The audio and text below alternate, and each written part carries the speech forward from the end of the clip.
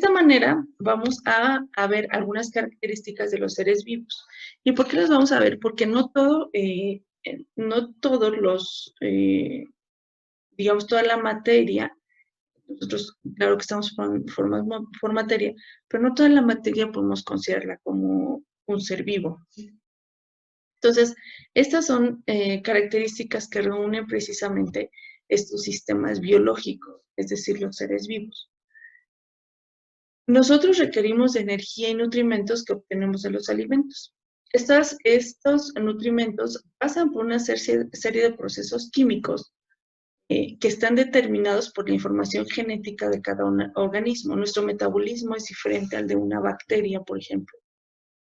De tal manera que todo esto le permita a un sistema biológico funcionar eficientemente y mantener constantes sus condiciones internas, como por ejemplo nuestra temperatura. Y a este mecanismo de regulación pues, le llamamos homeostasis. Esta es una característica entonces de los sistemas biológicos o de los seres vivos.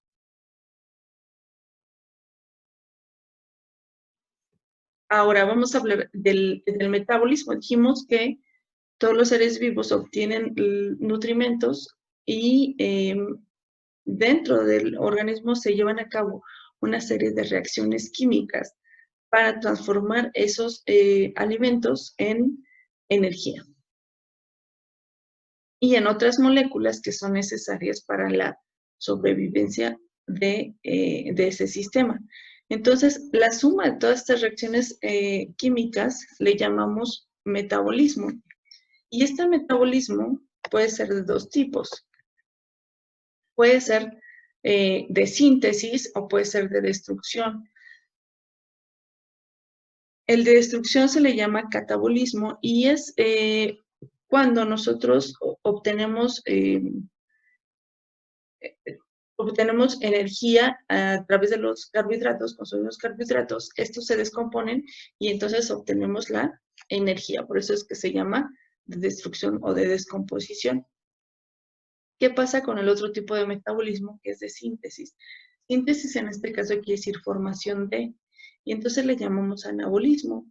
Como por ejemplo los aminoácidos. Nosotros obtenemos los aminoácidos que son como estas, hagan de cuenta que son como las cuentas de un collar. Estos aminoácidos es un conjunto, se van uniendo y van formando una proteína. Entonces, a este tipo de metabolismo donde se forma algo, le llamamos anabolismo.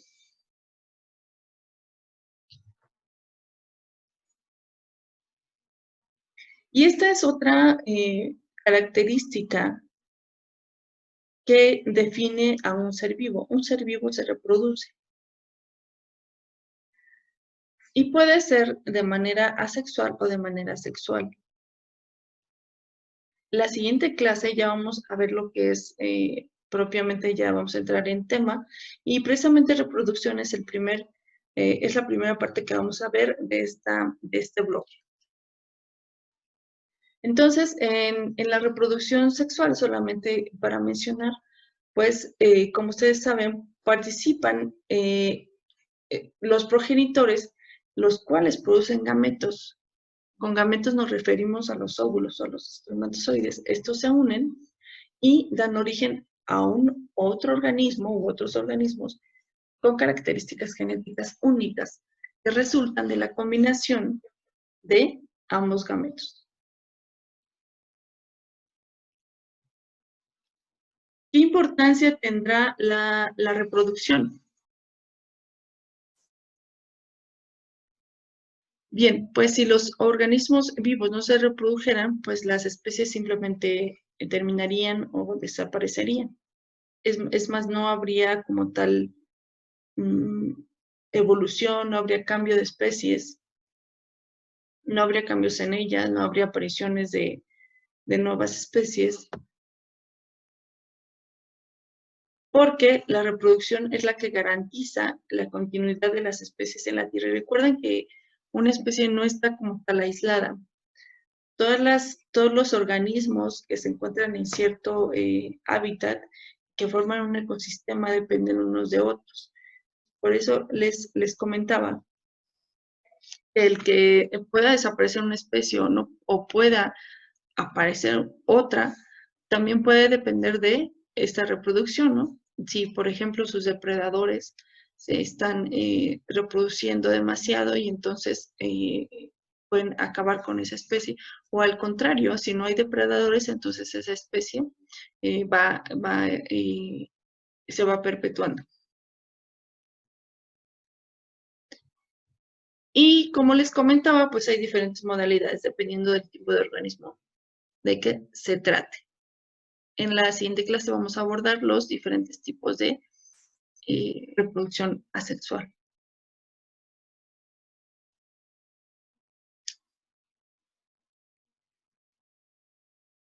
Bien, y ahora vamos a hablar de otra característica de los seres vivos, que es la irritabilidad.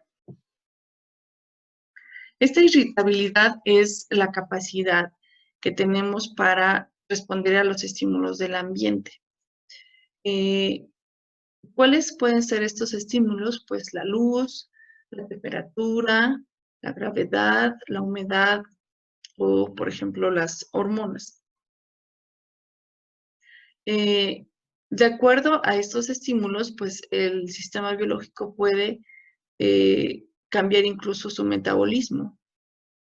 Aquí en el ejemplo les coloqué una foto de unos girasoles que, como ustedes ya sabrán, estos precisamente toman su nombre de ahí, de que conforme va moviéndose el sol, la flor va girando, de tal manera que se coloca pues de frente al sol.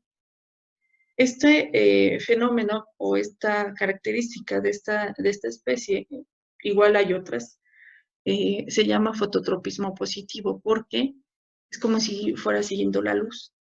Y no solo en esta especie, si ustedes observan y si en su casa tiene plantas que las tengan en el interior, generalmente, no en todas, pero generalmente las hojas se orientan, es como si se fueran moviendo y se orientan hacia donde está la luz, de tal manera que la luz les dé de manera más directa. ¿Por qué buscar la luz? ¿No? ¿Qué tiene que ver que se muevan? Bueno, pues porque la luz, recuerden que las plantas hacen fotosíntesis y la hacen precisamente a partir de la luz solar.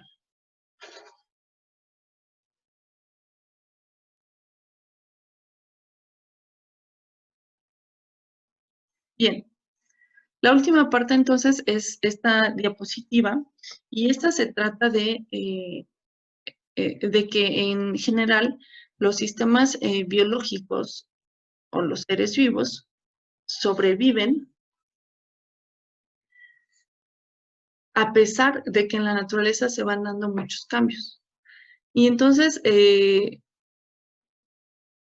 lo hacen gracias a dos procesos que mencionamos aquí, que son la adaptación y que son la evolución.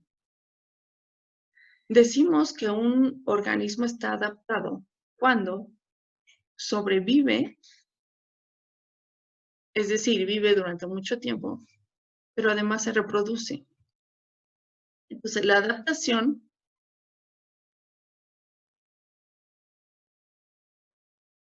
es una medida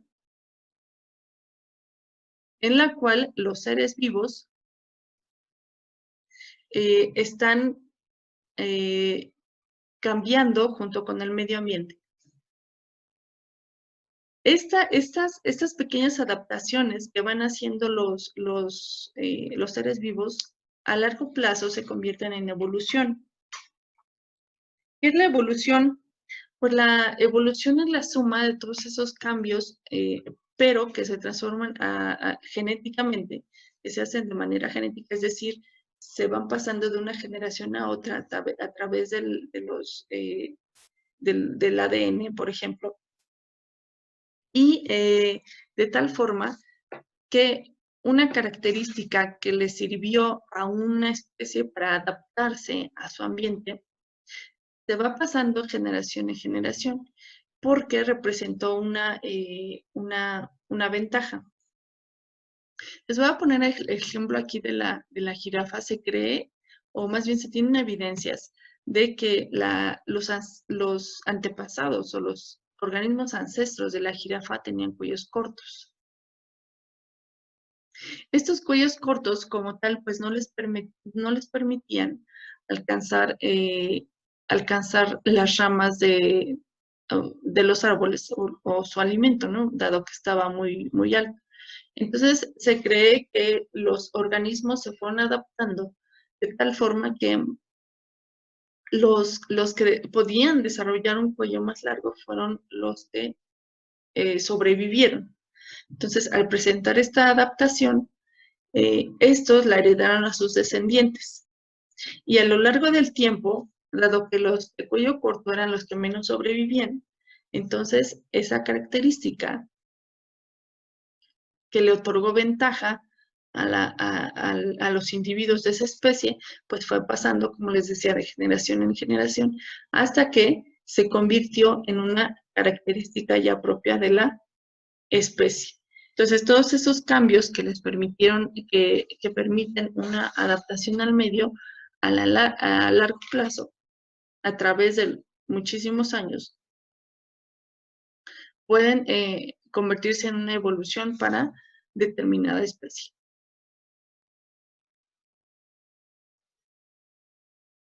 Bien, pues sería todo hasta el día de hoy. Realicen por favor la actividad que está programada. Allí está en su secuencia. Y tienen también igualmente que subir su evidencia. Sería todo por el día de hoy. Que tengan muy feliz fin de semana y muchas gracias por su atención. Nos vemos en la próxima clase.